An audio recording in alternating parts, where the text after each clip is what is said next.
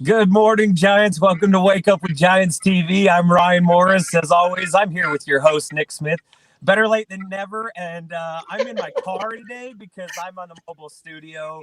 We're rolling around. I couldn't be at home. So we're going to just roll with it. Sometimes you just got to roll with it. Things don't work out the way you want exactly, right? And wires get crossed. Life happens, right? It It's does. real. And so Hey, you got to show people your hat there. So this is that way. Let's see if we can get in close. So Nick got me this hat, and right there, it says Little King and I Am a Giant, and it's got our Giants logo. This is my Christmas gift from Nick. It's freaking awesome. I love it. I love it. Got my I Am a Giant sweatshirt and my hoodie. You got to stay warm, right? He's styled out. Yeah. The only thing I was hoping for, anything else this morning, was to be hypnotized to be a multimillionaire. That's it. I can hypnotize you to think you are. Oh, and that's all you need. That's all I need. All you need. Let's do this, right? I'm ready. Well, should we tell who we're talking with? And yes, please. Will you introduce our guest? I'll do that. So we've got Deanna Nunez. She's an accomplished speaker, trainer, coach, and a hypnotist. And I've been watching your videos this morning. Just absolutely incredible. She specializes in peak performance for work and life and has presented more than 1,000 hypnosis presentations for Fortune 500 companies, the U.S. Marines, Norwegian Cruise Lines. She's been on NBC, ABC, CW Network. She's been everywhere. Just a phenomenal person. We're grateful to have you on the show. A little feedback in the background. I don't know if you can hear that. I can't hear it. I don't hear it on my end. Nope. Okay. Well, welcome to the show. Thank you so much for having me. I have to say, this is literally the first time I've ever done a show or any kind of media in wet hair, just like right out of the shower. So this is awesome. And what's funny is a friend of mine that's an amazing entrepreneur here in San Diego. She's doing a 30-day video challenge right now. And I did a video for her yesterday, a testimonial for her, her marketing. And I had said in the video, I said, and I had makeup on and lighting and everything. And I said, if you do this video challenge, you have to get uncomfortable, learn to be comfortable being uncomfortable, where you can just get on video no matter what you look like. And here I am today, like doing exactly what I said yesterday in the video. Spoken into existence. I know I did. Your thoughts are so powerful. Hey, but I don't even have hair, so mine could be wet. I don't know. One time I did a show. It was at the Great Minnesota State Fair, which anybody that's familiar with that venue, it's a million people go to it in 10 days.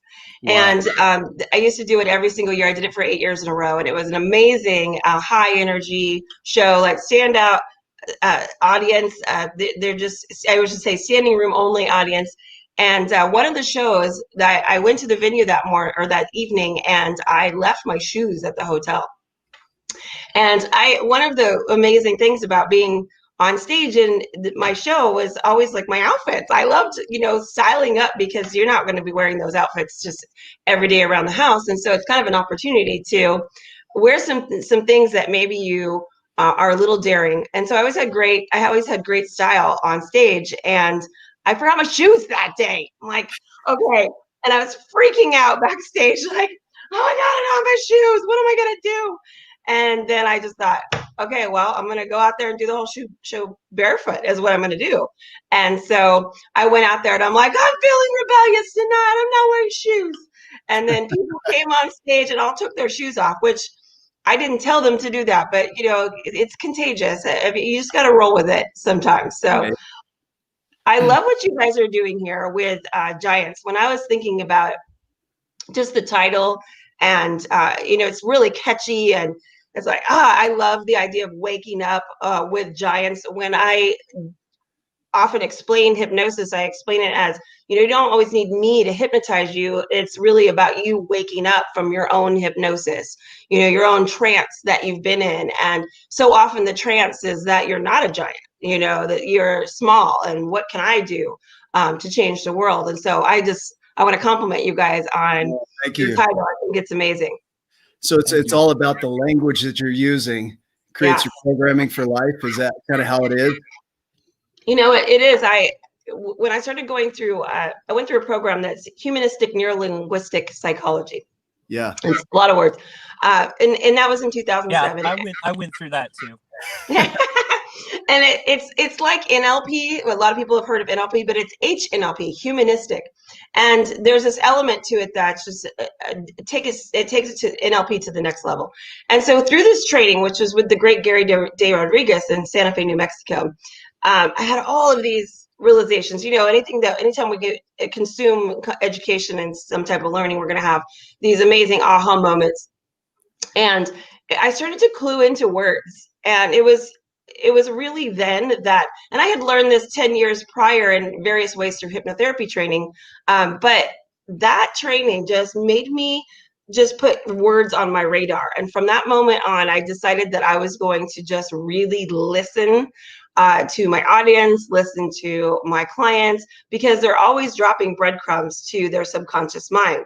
When people are just kind of like free flowing and telling you about their problems or whatever it might be, typically people come to me because they have some kind of problem they want to solve.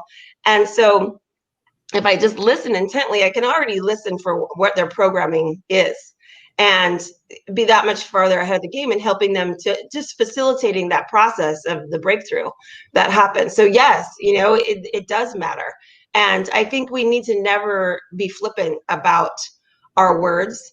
And I think that right now with so many quotes and everybody's trying to empower, on Instagram and everywhere, Facebook here, that we never want to dumb down these ideas of transformation and what it really, I think it can be so much more simple than we make it to be.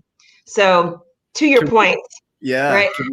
Can we dive into that? I mean, we're going to go through your history as well, but were you born a hypnotist? Did you just come into the world like hypnotizing your parents and your people around you? Well, no, it's a learned skill, but I can say that as a child, I definitely always had some kind of like in me, like I was just like raring to go always, and I had to learn how to channel that. I went through really some tumultuous years as a teenager, and that whole experience, it was about 5 years of just this real extreme rebelliousness, which the rebellion really came from being completely hurt and in emotional pain. But I didn't know to identify it like that then. And I'm so thankful for these types of conversations, because perhaps there will be a parent watching who has a child that's going through that, and they can recognize that their kid needs some connection and some guidance with that. For me, I didn't have that guidance necessarily. I think it was there. I just wasn't reaching out or connecting to that help or assistant. And it did make me, though, through that pain, relentless for my own healing and self-exploration. I recognized that I was really effed up. And so recognizing that was the beginning of like the light turning on. And that's what led me to hypnotherapy training. And so I didn't become trained in hypnotherapy until I was 28. And thank God that I found it. Because it did completely change my life. Now, the hypnosis itself didn't change my life. It's a tool. I changed my life, but I started using the tools that could facilitate that process for me. Can you go into your childhood a little bit? So you mentioned that life was a little bit hard. You had some trauma. Is that right? Yeah. So I grew up in a really just wonderful Christian home. My parents then got divorced though when I was 3. And so my parents were both just really, I want to say like normal people. It was, white neighborhood, go to church on Sundays, and I went to a Christian school, and, I was provided for and all of those kind of things. But when my parents got divorced, it started to create, which I was so young, there was this emotional, like a black cloud over my head is what it felt like. My mom was so resentful of my dad divorcing her because, you know, in a Christian home, you don't get divorced. That's not a thing. You work it out, you stick it out, whatnot. And so they got divorced. And I think that really had a huge effect on all of us. There was four. I'm one of four, but then my dad married my stepmom, and she had 3 kids. And so I think all 7 of his kids were affected. And that's not in any way to throw my dad or my stepmom or anyone, my mom under the bus. I love them all, and things happen. And I don't want to say but, and through that, though, there was a lot of turmoil for each of us. And so for me, I just didn't know really that how to process that. And so by the time I became a teenager, which is already, you know, you're trying to figure yourself out, and I think it was just this kind of lethal concoction of those things. It just became really obvious to me that I had an issue, and the way that I dealt with that issue was to hang out with people with other issues. So my mom used to say, you're hanging out with the wrong crowd, right? The wrong crowd. Well, the wrong crowd became the right crowd for me, because they were the only ones I felt like connected with me. So we could just like get drunk, get high, ditch school, do all those things. And they accepted me, you know? So they also weren't judgmental like my parents seemed to be. At least that was my perception. And, you know, I want to make sure I'm really careful of not labeling what people did or whatnot, because it's never about blame, but it was my perception. And so I ended up getting into some really challenging experiences that I was actually sharing this story with my daughter, who's 13, just a couple of days ago. I had run away from home, and I ended up on El Cajon Boulevard in San Diego with a pimp. And like, how did that happen? Here I am from this, you know, sweet little Christian home, and now I'm in the ghetto hanging out with bad people, and everybody's, you know, smoking coke and doing all kinds of crazy stuff. And I was telling my daughter, I recognized that I was in a really bad situation. And I never got prostituted, thank God. That did not happen to me, but I was being groomed and had no idea that I just didn't see it, you know, walking into it. And then all of a sudden I realized I was in a really bad situation. And that's where it went from being fun and rebellious and partying to like, okay, this is some serious, can I cuss? This is some serious shit. Yeah. Right. This is some serious shit I'm in. And so it took me a while to get out of that. I was also sexually assaulted by my sister's boyfriend at 15. So when we talk about some serious stuff, like I needed therapy. And luckily, here's the thing, you guys, I got that therapy. And I do think that it was because I have gone to the depths of what it feels like to feel so worthless, is why I have this incredible ability to kind of meet people where they're at. And I do think it has become somewhat of a superpower, because you know, I've always had this thing when I started getting on stage, which is like light years compared to where I was at, right? So when you talk about getting on stage, I mean, just the growth that had to happen to even be able to see myself as someone that could get up there and do that. There was breakthrough after breakthrough after breakthrough to get to that point. But there's so many times where I have been doing a huge show, and then I come off the stage and someone will look me right into my eyes and say, this happened to me, that happened to me. And I didn't even share any of those things that had happened to me on stage, but yet we had this connection, and they felt free to talk to me about it. And maybe they had never told a soul. There was a woman in Japan that was in one of my shows that had suppressed a sexual assault, and that came out literally in the middle of the show.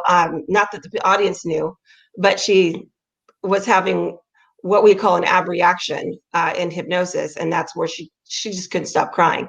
And then I worked with her after. So to loop back around, those teenage years really were so challenging. And it's kind of odd to be, you know, I'm 50 years old talking about being a teenager, but I want everyone to know, and anyone listening, that those childhood experiences, they are they really do stick with you for a very, very long time. And I think that to do the work that is required of you to move through that, don't just say, oh, it's water under the bridge and think you need to move on. Yes, it is. And yes, you should be in the present moment. But at the same time, there's incredible value in going back and doing some healing work of what. It's interesting, too, that you say that, because it seems like every time we have a guest on the show, it's something that's come up for us in the last little bit. I had to go through some of that, and I'm still working through some of those things. And it's not quite like your story, but it's my story, right? It's still from my childhood and from my past. Nick's some stuff has been coming up for Nick this last week or two, and maybe even for the last little while, where he's starting to wake up to that, going, okay, I gotta deal with this. Like, it's gotta, at some point, you have to deal with it to get to the next level, or to move through, or to grow. And let's just think of the word have to, right? You don't have to. Well, because you can do drugs, you can drink, you can do it or not. You can do acceptable things like drink wine every night, that are like, why I always think wine is like the acceptable coping mechanism. It's not acceptable to you, but like in the world culture, you could do things to numb that out. But it's an opportunity. Like you want to see those things that pop up. They're popping up because you're having a growth spurt, and your subconscious is like, okay, now we can deal with this, because now you have woken up, right? So you are waking up to your giant mentality and recognizing, like, okay, this stuff is not good enough to keep carrying with me. I think about there was the first marathon I ever ran. I've run a bunch of marathons, and the first one I ever ran was for my 40th birthday, and I was running at around mile 20, and I'm in San Diego. It was the Rock and Roll Marathon, and at around mile 20, I had realized that I was actually going to finish this mother effer, right? Like, oh my gosh, like this is going to happen for me, and I started crying. And my running partner looked at me and she was like, oh shit, she's falling apart, right? Like, she's thinking that I'm, not going to make it, or I'm in pain or whatnot. And I was having a moment. I was having a breakthrough is what was actually happening. And I realized that here I was, I'm running, and I had like all of these burdens of my own shame and sadness and grief, and why had I not done this sooner, and am I still going to carry all of these life's, what I thought were my problems, and just all of the stuff. You guys know, the audience knows what I'm talking about, all that stuff that we carry with us.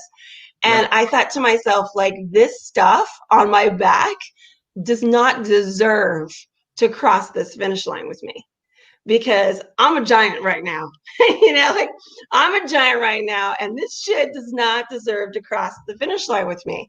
And so I am a big believer in just visualization, and not just, I don't want to put minimize in any way, visualize the power of visualization, and experiencing your emotions, because it will take you through a process. And so I just pictured myself like, okay, Deanna, we're going to do it. And the whole time I'm running, right? So you can totally do hypnosis in motion. And I've done it many, many times in other marathons, but I'm running, and I was picturing it. I'm like, okay, there's all that stuff in it. And I started identifying what some of those things are. It was the rape. It was the running away. It was the, times I was like passed out drunk in the parking lot. And I just thought, like, all of those things were a disservice that I had done to myself. And I'm not going to carry it with me across the finish line. And so I just go, okay, on the count of 3, just dump it. And so as I'm running, and I'm picturing all this, and I'm just dumping. And then I literally was like, I looked back, like, there it is. There's that pile behind me, and it's not going to, and I felt so free. It's not going to go across the finish line with me. And I think anybody, watching this, like, let that happen. Something like that happen for you. Even in the next couple of weeks before it's the New Year's, is dump that shit. There's my big sophisticated advice for the day. Dump that shit. But that makes a lot of sense. That's what we do with it, right? We dump it. Well, we had somebody in the tribe the other day post something about leaving behind everything that doesn't serve you. Yeah. And Yeah. man, I love your consciousness around language. You're so particular about every word that you use. Why does that matter so much? Your subconscious is always listening. So you're always programming yourself, and what you say matters because you're repeating it. You know, it's not something that you say one time, you know, that's not going to get into your subconscious. But here's the two ways that it gets in your subconscious is anything that's emotionalized and repeated. So when you have, you know, put emotion around a thought and you keep thinking that thought, that's when it becomes a belief. And we create our own beliefs, right? It's just, and that's when it gets stored in your subconscious. And then once it's in your subconscious, then now it's influencing your conscious thinking. So what tends to happen is you make a conscious goal, like, yes, I'm going to kill it this year. I'm going to crush it. And you put this big thing out there because you do know you're capable. Like you would, and you wouldn't even be watching a show like this, Wake Up with Giants, if you didn't have something in you that knew you're capable of that. But what happens is you actually are carrying with you an internal conflict because your conscious mind, your goal-oriented mind says like, hell yeah, let's do this. But then your subconscious conflicts against that and is like, no, because this is who you really are. No, because remember when you did that thing and you screwed that up? No. So now you have this internal conflict that will keep you, you know, in this negative loop. And, you know, you got to clear that stuff out. So when we talk about affirmations, I do think affirmations are incredibly powerful. I think everybody should be writing them out and saying them to themselves. But here's how you want to say them. You got to make them believable and emotionalize them. So if we know the two keys to affect your subconscious in a positive way is with emotion, it's like, yeah, get into that. Like your belief and your joy and your willingness to really believe that is going to matter. And I think there's also these, I love these three bridge phrases, and that's what I call them, is that you could sit there and say to yourself all day, you know, I am rich, I am wealthy, I am made of money, whatever what your affirmations are. I am bringing to me, I'm magnetizing money to me. If you look into your bank account then and you don't see that money, or you know that there's a level that that's not true, your subconscious is saying like bullshit, bullshit, bullshit. You know, while you're saying the affirmation is going bullshit, bullshit, bullshit. So now we're reinforcing the conflict. So there's times that when you're doing affirmations that you've actually been reinforcing your own conflict. Damn it. So we want to get out of that, right? So the way to get out of that is these bridge phrases. So notice the difference when you put, I am learning to be rich. Just put learning in there and all of a sudden it's a bridge. Now, when you look in the mirror and you're like, I'm learning to be rich, I'm learning to be rich. Now it's totally believable. And it actually causes you to want to go seek information, talk to people, learn, grow, right? Learn what you need to learn, do what you need to do. I'm learning to be rich. Or you can say, I'm choosing, right? So now that's a choice. So that means that it's going to affect your thought processes and the choices that you're making throughout the day. Or you could use the words in the process of. I am in the process of being rich. So now that means like, okay, you're digging in, right? It's all believable. So those three bridge phrases can make a huge difference in helping you to believe your own affirmations. So, you know, doing things that to your point, languaging, these little techniques, I think they really matter because they are the daily practicum. And, you know, just the other night in one of my groups, I was asking for feedback, and one of my ladies that's in the group said, you know, one of the things that I value about you, Deanna, is that you make it like a practical thing I can do every day. It doesn't have to be this big elusive, like, okay, let's go into visualization every day and have this, you know, big process, but it's just like, how can it seep into what I'm doing on a practical level? And there's so many little things, like also just listening to yourself. I think observing your own thoughts and your own languaging is one of the most powerful things that you can do. The clients that I work with one-on-one, a lot of times people come to me with anxiety. Anxiety is not the issue, it's a symptom of the issue. But they'll come to me like, I have all this anxiety, help me get rid of my anxiety. Well, then we go to root cause to figure out what's causing the anxiety. And so very quickly, we can get rid of their anxiety. I mean, people that have had anxiety for 30, 40 years, it's just gone. By using these mental processes and techniques that, to me, it's both mind and heart. It's not just all about the mind, right? It's also about your heart, spirit. So you've got the emotion of the heart, right? Yes, but you have the yes. logic of the mind that works through it. I have a question around questions, the impact of questions and the questions that you're asking. Some people will ask questions like, why is this happening to me? And the brain just goes to work and says, well, here's one reason, another reason, another reason. That's a negative loop, right? So, I mean, that's such a poor communication tool to ask yourself, why are you doing that? You're going to just give all yourself the reasons of what's negative about it, or like, let's say that when your kids do something, let's say one kid's hitting the other kid and you're like, why are you hitting your sister all the time? Well, you're just giving them reasons to say why, to like defend the negative, right? So it's poor communication, and you figure you have your own internal communication. So ask yourself better questions. I think the why question is powerful when you want to ask yourself about purpose. Why is it I'm doing this, and what really matters to me? Then that why question is great. But a lot of times, and I hear this with my clients, God, why do I just keep coming against the same block? Why do I find myself in the same place and looping? That's a wrong question to be asking yourself. There's an energetic difference, right, between those two questions. Versus, why am I doing what I'm doing? What is my purpose? Versus why does this happen to me? It's just it's one side of the spectrum versus the other. I love that. Completely, totally. One of my favorite questions when you want to break through a mental or an emotional block. I actually think they're one and the same. People kind of talk about them differently, but mental and emotional that is your mind, right? Yeah. Is your mind is not your brain. Your mind is your brain and your body. It's that whole emotional state that you're in. And so one of the questions that you can ask yourself to break through your own mental blocks is, what have I been making this mean that it doesn't? What have I made it mean that it doesn't? And when you ask yourself that question, so many times it links back to, it was just your perception, and your own perception is what has kept you stuck. And I see it all the time when people have conflicts with their parents. I had a conflict, with my parents' divorce. As an adult, I looked back and I was like, why did you guys make that decision? And do you realize how you ended up hurting all of us? And can I forgive you for that? And, I was stuck in my perception. But when I started to take myself out of my own body and kind of look from their point of view and their point of view, I was like, yeah, my mom was a real pain in the ass. Like, no wonder you divorced her.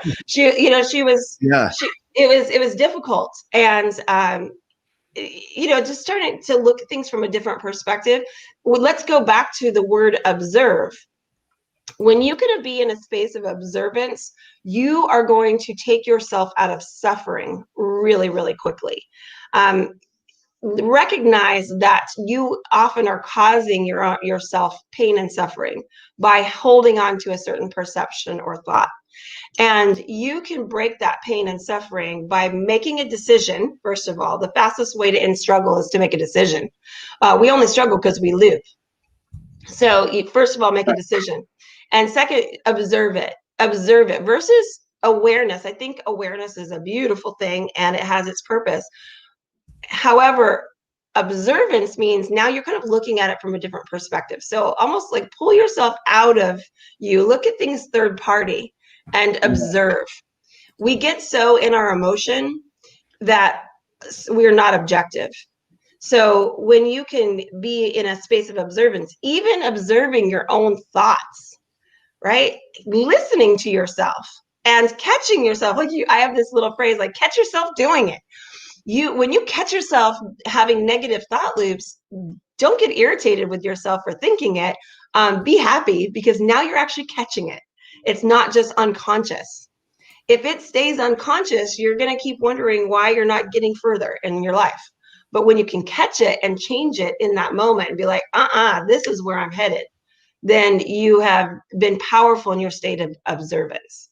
Yeah, that's powerful. I know there's some studies recently on physics, on quantum physics, on particles that they need an observer for them to change from a wave to a particle, which going all the way back to the smallest scale, there's a need for that observer.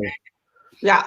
And so in our lives, it's the same thing. We're influencing energy at a base level in our thoughts. It's chemical signals that are going through there.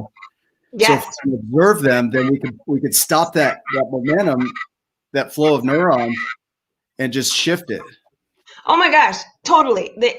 I love quantum physics. Yes, good. I love it because it all works together. And Einstein has so many like just drops of wisdom. If you go look up Einstein quotes, he'll tell you right there. It's incredible. And, he says to know is nothing at all, but to imagine is everything. And so really, truly, your imagination is there for you to create your life. And, not only was he a genius with mathematical equations, like we create all these formulas in our life. Well, when I think this, I get this, and then this is the payoff. So there's everybody has this unconscious formula with your habits. I'll give you an example. When I eat, like people with emotional eating issues, and I say this because I had one. So when I eat ice cream, I feel better. Right? So it's actually an equation, a formula. And so if I'm trying to lose weight and I'm like, okay, my conscious mind says, okay, I'm going to do it this time. I'm really going to. And then the first thing I do is I take away the ice cream because I'm going to try to lose weight. Now I've actually taken away that thing that makes me feel good. And so I'm going to be successful for maybe like 2 or 3 weeks, but then I'm going to start really missing that thing that's unconscious for me that I think makes me feel so good. And I'll loop back and start doing it again. And then I'll gain the weight back. And then when I gain the weight back, then I'm going to shame myself for gaining the weight back and not being able to like stick to I don't have the willpower. We start making up all these thoughts, all these things we start making up about ourselves. So those unconscious formulas, we have them for money. We have them in relationships. We have them in our business and what we can or cannot create. You have some kind of unconscious formula that's like X plus Y equals Z. And none of it is true. It's not true. You just made it true. So if I change out the ice cream to when I go running, I feel good. Right? Yeah. Now I actually have a formula that works, that won't cause me to loop. And so it's important for everyone to figure out what are these unconscious formulas, like these things that you've put in place that you think you need, because there is some sort of payoff that you're getting from them. And to explore those things and to uncover, like reveal them, is so incredibly powerful for yourself. So when we start to align, when we talk about quantum physics, when you align your habits with the goal that you're trying to create, now you're actually in a synchronistic energy, right? So you're actually being the goal already. Yeah. Even though you may not have the outcome that you desire, you're being now, right? The habit of the same exact habit you'll need to have the outcome, you'll have now. I love the apostrophe between be and ing. Like you're being that thing now. You start being that thing and it starts to manifest in your world. It starts to show up in your world. Totally. That's one of the secrets of the giants, is that they start to be the thing they want to become. And then it becomes who they are. Yes. Everybody's capable of this too. That's the thing. We get so in our head that, and of course, get out of your own way has become such a popular term, but it is true. And having done like just thousands of hypnotherapy sessions with people where I do age regression and we kind of reformulate some things is what we do. I have this process that I created that's my signature process. And it's 3 very important, I would call them, maybe it's steps because it is a process. It's reveal, release, recode. And so you want to be able to reveal what it is that's blocking you, release it, which is always some type of forgiveness or surrender or letting go. We all think that letting go should be so easy, but the reason it's hard is because it's emotional.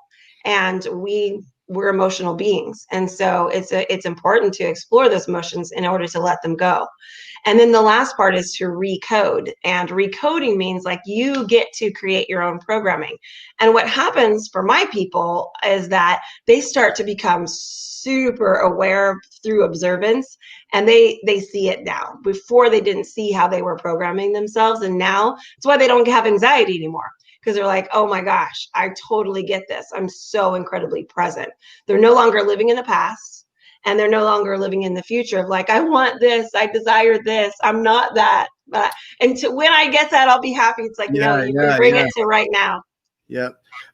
So can you speak to the idea that every time you bring up a memory, you have the ability to rewrite that memory? People have memories of memories. They don't have memories of events. They have memories of memories.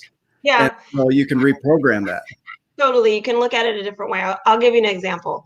One of the things that my mom said to me when I was 15 and I was doing all these crazy things, right? Really putting myself into dangerous situations. My mom was, very straight-laced Christian woman that had never done a rebellious thing in her life. And so when I was doing all these things, she just was like, who is this child? There was no level of understanding whatsoever. And so we were in the middle of this argument, and she pointed her finger at me, which was like a laser. She pointed her finger at me and she was like, you will never amount to anything. And I wanted to like make sure I said that without a smile on my face. I tend to speak and smile at the same time. So I don't want to misinterpret my body language with that moment, because that moment was so incredibly powerful and painful, because I held on to those words for a number of years. You will never amount to anything. And here is this person that's supposed to love me more than anyone, right? It's kind of, we put our parents on a pedestal, and then we realize at some point, like, oh my gosh, our parents are just people with problems like me, right? Yeah. But when we're kids, we think our parents know everything, and I don't want to actually dumb down my parents at all, because my dad's incredibly smart, and my stepmom's incredibly talented, and my mom was incredibly skilled in her own ways as well. But there was a moment in there where she basically like put a dagger in my heart without realizing it. And that was not her intention, where she was speaking from fear. And I didn't get that piece for the longest time, because I was stuck on it. I was like, how could she effing say that to me? And, I would think about it in my mind, and it hurt me. It hurt me painfully, because it meant that she didn't see me in my glory. It meant that she didn't see me in my light. It meant that she didn't see me in my possibility. And it didn't mean those things, but I made it mean that, right? And that's why I go back to that question I said, what do you make it mean that it doesn't? And that's how we can kind of recreate these stories, to your point. So what I did was in self-hypnosis, which, by the way, in my book, Mind, Body, Fit Life, I give you my entire self-hypnosis process. It's in chapter 1. So that people can break it down and know how to be able to do these processes. What's the name of the book again? It's called Mind, Body, Fit Life. I don't have it here to show you. It's in the other room. But Mind, Body, Fit Life. That particular book is really targeted towards helping women to just have a healthy weight, to let go of emotional eating, to let go of a lot of these emotional blocks. For them. So anyways, back to the story, I started to recreate that experience. So what I would do is I would go into a self-hypnosis state, which when you're in self-hypnosis, you are in that alpha meditative state. And it is a state of creation. So when you're in that state, you literally do not have the same self-doubt blocks that you do when you're in just this regular beta state. So as soon as you shift into that alpha state, you are free from your self-doubt. Like, oh my gosh, just think about that for a moment. And you hear angels singing like, oh, I don't have to have self-doubt. That's amazing. So you shift into that state. So what I did was I shifted into that state, and I would picture, and I did it over about a week's time, and I just kept visualizing it. So the first thing I did is I needed to make it believable. And so I pictured my mom, and first I just made her very still. Instead of her talking and yelling that to me, I just froze her, right? And I froze her with her hand down so she was no longer pointing, because even that point was very aggressive to me. Like the way it felt, it's more about, it's always, when I'm working with my clients, I always say, don't tell me what it is, tell me how it feels. Because I want them to explain it to me in that way. When I have them go back through moments, I want to hear how they feel it, not how it was. Because how you felt it is how you have compartmentalized it. Well, it right? gets stored. It gets stored everywhere, right? Trauma gets Totally. stored in the whole body. All over, exactly. I'm always Yeah. asking, doing energy work, where do you feel it in your body? And people will feel it behind their ear. They'll feel it in their stomach. They'll feel it in their throat, right?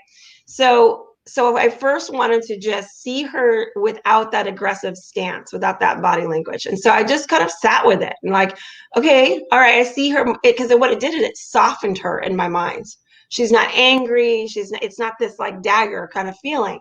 And so just softening her. And then the next stage, once I kind of got that and I was like, okay, I can really see her in that light. I can feel her in that light.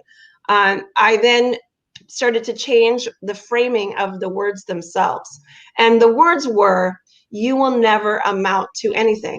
So to me, when I was awake, it felt very logical to just take out the word never.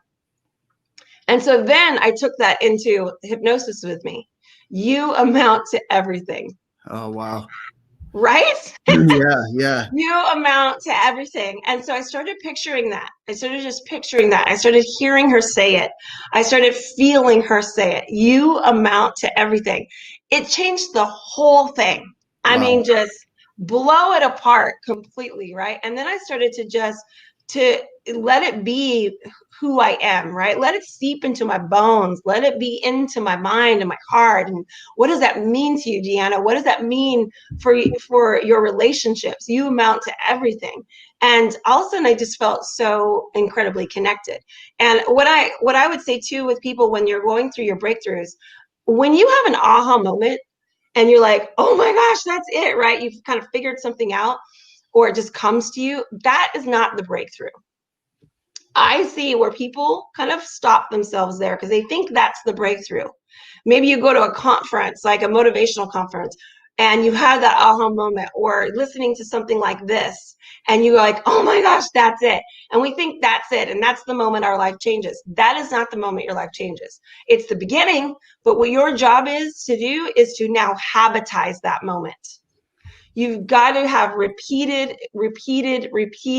habitization around that aha moment, right? Because yeah, I'm gonna take us back in time a little bit to Einstein, because he habitized things. He knew the ability of his brain to store unlimited information, and then he manipulated that information in such a way that it became habitual, and he grew the parts of his brain that would allow him to do that. And every one of us has that ability. Totally. It's so exciting. It's so exciting. You know, it trips me out so much. It's just like how freaking crazy it is that all of it works together, right? Like our thoughts, and then our is telling our body what to do, and unconsciously it's all happening. Then we have these neurotransmitters that are going off, and our central nervous system is, connected from our brain to our body, and we're feelers, and like, oh my gosh, it's completely amazing. Nick's over there. Nick's getting excited. This is my language right here. Yeah. It is. It's people crazy. Don't know about the glial cells and the support network that's there to support them in growth and change. Yes. And you're talking about language influences it. It's amazing. Yes. Yeah. Yes. It totally does. And, I would have I want to make sure I qualify this too. Yeah. I've had a client one time, and it made me very aware of this might be happening to other people, where they're working on their language. And then when they catch themselves, in a negative loop, or they, and I said, it's a good thing, to catch yourself, but they'll go, oh, I'm not saying it right. Like they get irritated with themselves, like, oh no, or they have fear around, oh, I'm saying it again. Now I'm saying it again. And here I must be right back. They make that mean that they're right back where they started. And it's not true. It's not true. If we look at what I think is one of the most powerful things we can do is have discipline. When we put discipline around our thoughts, it's a process, right? To shift your patterns is a process. It's not going to happen all at once in one aha moment. Like I said, it's a process, but you have discipline around that. People put discipline around their eating habits, or they put discipline around their work habits, or parenting or whatnot. But put discipline around your thoughts and that languaging, and you're going to see things changing quite quickly. It's an incredible process, and the beauty is in the process, right? I wrote about in one of my books, discipline before desire. Because sometimes you might not have the desire, but you have the discipline. And as you have the discipline, you start to do things, you start to create the desire. And it becomes natural. I love this. Have you read the book Letting Go, A Pathway to Surrender? I think I probably did that like way back, but I don't remember it. Dude, you got to get that out again. No, I love this book because to me, it's one of those staple books, and it seems to be so not popular or mainstream, but it is an incredible body of work by David Hawkins, MD, PhD. He's now since passed, but he's a psychiatrist as well as a medical doctor, and he became more and more spiritual as he aged, realizing how much quantum physics and whatnot really played a part in our health and our well-being. And he names the emotional scale, and desire is actually a very negative emotion. Desire is under anger and pride, because desire means we're always like fixated. It has this obsessive quality to it that it ties to wanting, right? The word wanting, to be without. To be without, exactly. And so if we are in that state, we're creating literally an energy state of wanting, which means like I can't be happy right now because I don't have what I think I need. And that energy state does not attract other positive energy states. So we want to be really aware of that. The languaging that we're using is more of willingness, of acceptance, of love, of peace, of joy, of these higher states of emotions. And what I found to be incredibly powerful in that book was the book is like 350 pages, super thick, and it's very deep. So it's one of those kind of books that you read a paragraph and then you're like, okay, let me read that again. Right? But what he does is, the book is called Letting Go, right? But then he never tells you how to actually let it go. Which means he's incredibly so good, because it's not guru-ish. Right? For us, we will tell you step 1, step 2, step 3. But it's incredibly spiritual because it's for you to figure out what letting go means for you. But what he does say that I thought was such a powerful thing that I don't know that he necessarily highlighted it, but I saw it so clearly, was that on the scale of emotions, from negative emotions up to the higher ones, the one thing that changes everything is courage. So if you look at the scale of emotions, it's shame, grief, apathy, desire, anger, pride, courage, then acceptance, willingness, reasoning. So courage is the bridge. And if you have courage, even with the thoughts that you're thinking, it is incredibly courageous to follow through on the thought of waking up a giant. Right? So if you even just entertain that thought, like, I'm going to wake up as a giant today. I'm waking up a giant. It's an incredibly courageous thought. Then when you act on that thought and start to do those things, it's going to require you to be incredibly courageous again and again and again and again. And to me, it's so key. So you don't have to get rid of the emotions, the negative emotions, the depression, the sadness, the anxiety, to have courage. Like, courage is in the presence of those emotions. And then as soon as you step across that bridge, then you start to habituate it and you make it a habit and it becomes routine. And all of us are doing that journey right now. That's the giant's journey. When you read the book, you'll see that in there. It's like you have the courage to step out into the unknown. You see what's out on the path. Totally. And then you practice. And in practicing, he grows and he learns to language it. I'm loving it. You're like speaking my Yeah. language Do so you, heavy. do you see like the glow that's happening in my I face? see, Like, look at this. And I Jill, see that. I see that glow. It's There's incredible. snow on the ground and the light's coming in and it's reflecting back off the snow through my car. But yeah, you said at the beginning, like I can make you believe, like I can help you believe that you're rich. I'm feeling it. Look, I believe. Totally. yeah. Beautiful. So you have habits and routines that you do on a daily basis, and you're very conscious of your language. If you were to go back in time, let me ask you this, and are you okay on time? Yeah, I'm good. After? Okay. Yeah, I'm So- going Christmas shopping today. Okay, nice. That's beautiful. Well, if you were to go back in time and talk to yourself at any point, you choose the point, and you could share a piece of wisdom with yourself, what would you share? That's so awesome. I tend to be lengthy, so I would want it to be really simple. I think it goes back to just believing in yourself. I know in the beginning of this conversation, I said, let's never water down the power of languaging. Let's never water down these things that we're all sharing with each other. You know, because how many times have you heard, just believe in yourself? Yeah. We don't want to water that down ever, because if I was to share one thing, I think it would be that. And to me, where I learned that so viscerally, and maybe I'm just like a slow learner, or I need something to really challenging me to get it in my soul. But nothing changed me like running marathons changed me. And there's been quite a few things that were big, poignant moments of courage in my life that is what changed me.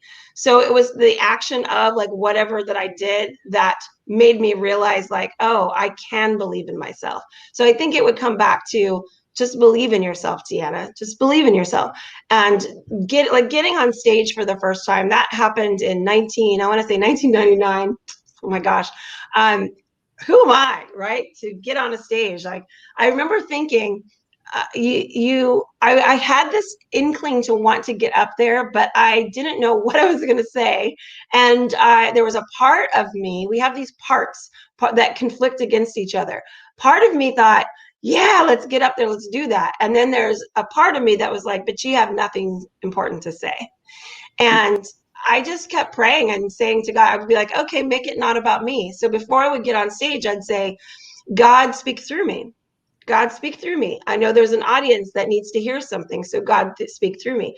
And for me, growing up in a really Christian household that God was a certain way, as I've grown through my own spirituality, I had to kind of change what I meant about that. Like, what God is spirit, God is that ultimate power. It is that thing that's making the nature happen, right? And so when I was speaking those words, it took me out of it, you know, and I didn't have to go up there and like be somebody. I just needed to be myself, and like I'm the facilitator, facilitate a process for the audience. And I think because of that, my shows from the very beginning were incredible. I mean, I would have other hypnotists calling me and they're like, okay, what are you doing? Because people in your audience have given me feedback saying like, it's like a church, like what they say, a revival. That's yeah. I got that feedback one time. Going to your show is like going to a church revival in the South. And I'm like, exactly, right? Exactly. Because there's like high energy and we're just like going through the roof, you know, and the whole audience is with me with that. So those moments of believing in myself was really not just believing in me. It was like believing in what comes through me. I think if we so often, if we think about believing in ourselves, it can be egoic. It's this ego thing. And it's not about that. It's about being willing to be courageous to even discover what your actual gifts are. If you're not courageous to even see what's out there for you, then you're going to hold yourself back. And, you know, getting on the stage the first time was that courageous act. And then I habitized it. I was like, hey, do it again. Okay, do it again. Okay, do it again. And, doing this silly hypnosis show turned into this powerful, powerful thing. The first time I got on stage, I was actually about 30 pounds heavier than I wanted to be. And I had told myself, oh, you've got to be perfect. You've got to be skinny. You got to be, this like ideal hot woman, to get up there because the audience is judging you. These are the things that were going through my head. Right. And then at one point, because of hypnotherapy and because I started really observing my own thoughts, I was like, wait a minute, you're totally shooting yourself in the foot, Deanna, by saying that to yourself. And so I was like, nope, I got to get up there anyways. I got to get up there imperfect. I got to get up there and just do it. And to me, like, that line, Nike's marketing is the best line ever created. Just do it. Because then I did get up there not being perfect. And over that first year of doing hypnosis shows, all those years ago, I lost 30 pounds. Really? And I did without dieting. And to me, if you look at what happened, it was standing in my power, right? I was standing in my power. And I was like being that what I thought I could be, and then all of a sudden became it. And, it's not all of a sudden, it's not in a day, but habitizing that. So it's any courageous moment that I've had and running the marathons, that viscerally just like it got into me, into my bones, that you can do this. You can, whatever you set out to do, if you break it down and you just look at the micro habits, the micro goals, you can do this. And I've kind of followed that pattern ever since. I want to highlight the word believing, going back to this, believe in yourself. And that word means to hold dear and to hold valuable. And some of our favorite things we put in china cabinet. If you're old, I guess I don't do that, but I have things that I hold on to that are valuable to me. And when you can hold on to yourself as valuable, then you can have that courage to jump out and do new things and really create a new life. I think that's an incredible word, believe. I do too. And the word be is in the word believe. Yeah. Like just be it now, be it now. And it's different than faking it till you make it. Yeah. I am not a fan of that phrase because you're telling yourself to go be inauthentic. Like, fake it till you make it. I mean, why would you fake it? You are going to come across completely, not being yourself if you're faking it. So if you can just get up there and figure out what being you is, that's another phrase that I think that we dumb down. We water it down. It's like, just be yourself. Yeah. Yeah. Just be yourself. What is that? What does that mean, right? Yeah. Just be yourself. But you think about that, people like Lady Gaga or Prince or Dennis Rodman. I was watching the whole Chicago Bulls thing last night on Netflix while I was wrapping presents. And Dennis Rodman was like dyeing his hair pink. And then he had this, he had all his tattoos and rings. And it was like he was trying to express himself. And people like that have such kind of individuality, it's just expression. And of course, we don't need to do like such, those things get attention. And so, it's part of the whole grander picture and branding and whatnot. But you don't have to be doing those kind of things. But what does that mean to you to really be yourself? And, I think of so many different, I love my clients because they do such incredible things. And I'm so in awe of them because of the transformations. Yes, I'm there all along facilitating it. And, when I became a coach in 2007, I learned the process of what coaching actually is. And I decided I wanted to be the kind of coach that is going to literally like do it with you. I wanted to be by your side. So if that means that if your goal is to run a marathon, I want to run that freaking marathon with you, right? I'm gonna climb that mountain with you. And if it's metaphoric of like, all right, Deanna says where I'm headed, then I'm climbing that mountain with you. I'm gonna be with you every step of the way. Because I know in that process, there's gonna be some really down days. There's gonna be some days where you need to be lifted up. And that's part of the process too, right? It's not just about like telling you what you want to hear all the time, but like, okay, this is a dig deep moment. And in fact, when I think about like the mountaintop, flip that on its ear. If you want to go high, you better go deep. because you got to see that reflection and go there, because the only way you're going to get up there is to go way down there, go down into your darkest spaces and shed some light there. You know, I love Brene Brown says, shame can only live in the dark. Yeah. So, you know, we want to be able to turn that light on and see those things within ourselves. But, you know, I would say that those transformations that people are looking to create for themselves, there's kind of this like superpower that I feel like has been one of my key things in helping people facilitate. And I look at people's processes and I break them down for them. So often people don't realize they actually have a system for success. They're kind of looking externally for, let me read this book, let me do this program. And I love those things because I write books and do programs as well. And you need that guidance often. That guidance is so important. But at the same time, you also have the resources already within you. And you already have a system that you don't even realize is there. And so I would say go look at a part of your life that is really successful, because we all are successful in one area or another. Maybe you are, I've had really powerful business women that then have weight that they want to lose. And they're like, man, I could like run a company, but I cannot lose 60 pounds, you know? So, or it's maybe like, I'm an amazing, incredible CEO, but like my marriage is falling apart, you know? So go look at a part of your life that is successful and figure out how you did that. How'd you do that? And when you slow the whole thing down, because a lot of times people will be like, wow, I did like 100 things. Like, no, you didn't. You actually probably only did like 3 things, and you did it over and over again. You habitized it. So go back, look at an area of your life where you're successful, and notice how you created that. And if you were to just pinpoint 3 things that you did to create that, and actually make it a system and be like, okay, first I had courage. You'll see that there was emotions in there. First I did this, then I did this, then I did this. And it's different for everyone, but you'll see that you literally did 3 things over and over and over again. And who knows, maybe it's 3 to 5 things. It's not like it's exact that number.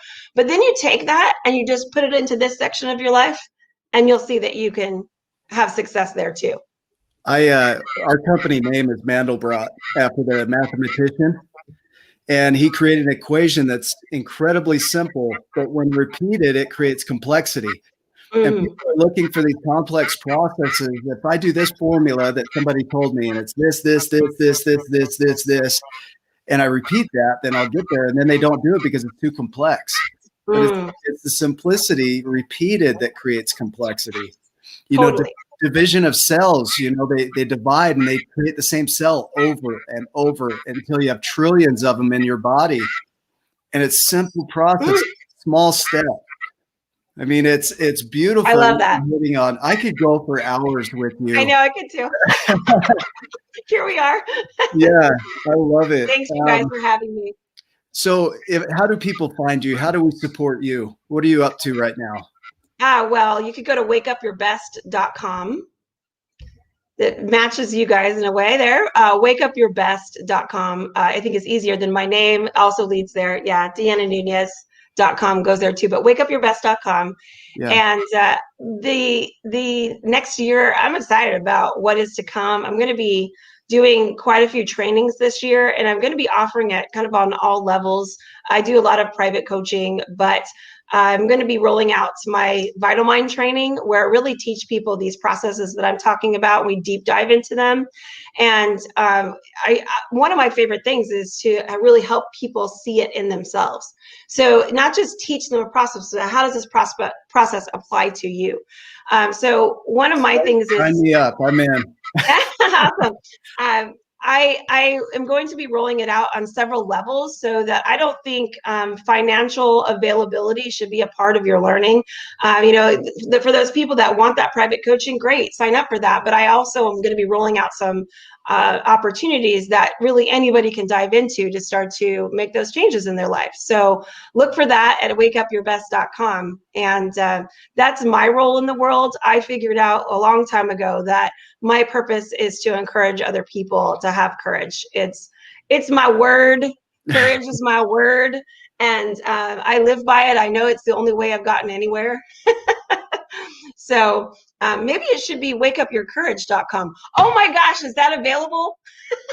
You better go check before one I'm of our going on GoDaddy right now. Yeah. We're online grabbing domains right now too. Right? It's Totally. Is there anything else you want to share before we wrap up? I love each other. Let's love each other. Let's love each other. There's a lot of weird stuff happening in the world, so let's remember to love each other. Ryan, did you have any other thought? Now, you know what? I've been listening the whole time. There's some connectivity issues on my end, and so I apologize for that. But this spoke to me, and I think it's speaking to other people.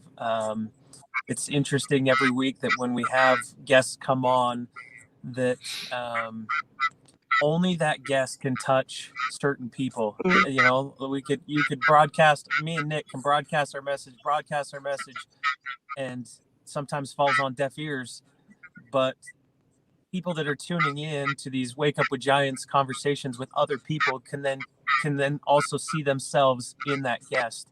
And I have a feeling that a lot of people were benefited today, and that will be benefited for a long, long time because of your message. And so we appreciate you for showing up, for doing what you're doing, for having that courage. Keep going. We love you. We appreciate you. We see you. Thanks, you guys. Thank you for being You're welcome. My honor. Yeah. Well, viewers, thanks for being a part of this. If you haven't gotten the book yet, you haven't read that, please go do that at giantsandsmalls.com. Deanna will send you a copy for being a guest, and we won't send you a shirt too if you don't send you a giant shirt. Yes, I want one of those shirts. Cool. So thanks for being a part of this. This was amazing. I seriously, I could sit with you for hours and just talk. My hair dried while we were having this conversation. Did it? It's nice. It looks fantastic. Well, guys, make it a giant day. Thanks for being a part of this. And if you have additional comments, continue to share in the comments section, and we'll respond to those. And we'll see you on the next episode. Have a great day.